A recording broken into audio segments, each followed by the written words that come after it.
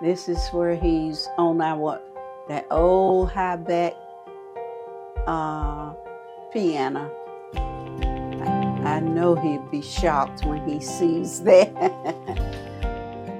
Terence is the youngest of our children, and there's a large age gap between he and his two older brothers.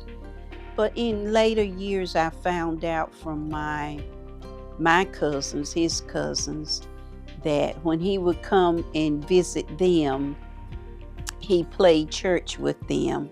He was the preacher, and he preached and anointed them and all of that. He was probably about 19 or 20, I believe, and he said he felt like God had called him to preach.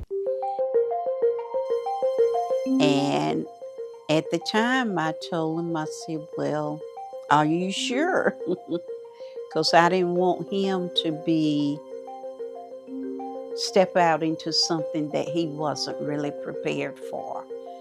And he loved to go to church because my mother was the assistant pastor of our church, the church he grew up in. And she would go to different churches. She had speaking engagements. So he followed her. He went with her a lot. So I asked him, are you sure? And he said, I think so. I said, well, give it a little bit of time. We'll pray. You pray. You make sure, that this is what you want to do, that God is calling you.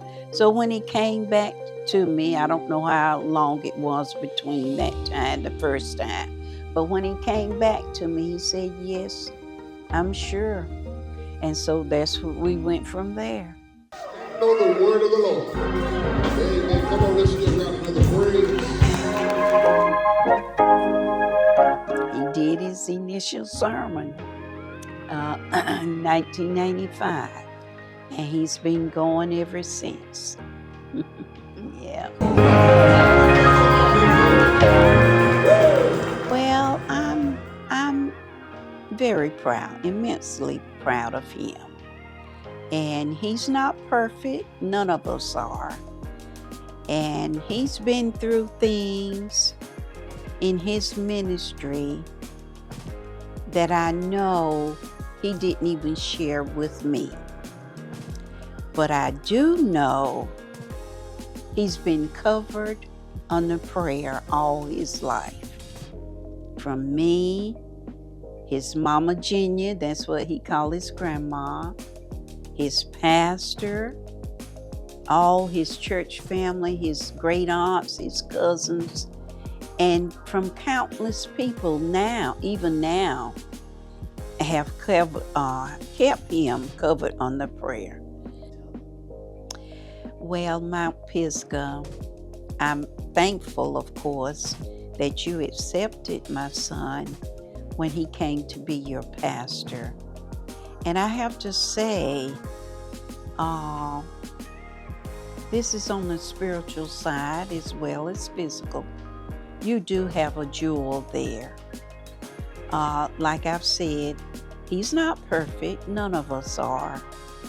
But his heart is there with you to build you up, to bring you as far as he can, spiritually and physically. And the main thing is to hold on to the words that he gives to you, because it's not him, it's coming from God. And I always think that about myself as well. When I attend my church services, I'm looking to hear what God has to say through the servant of God. So Mount Pisgah, you are blessed. And I know I'm biased because he's my child, but on the spiritual side, he is a man of God, and he has your best interests at heart.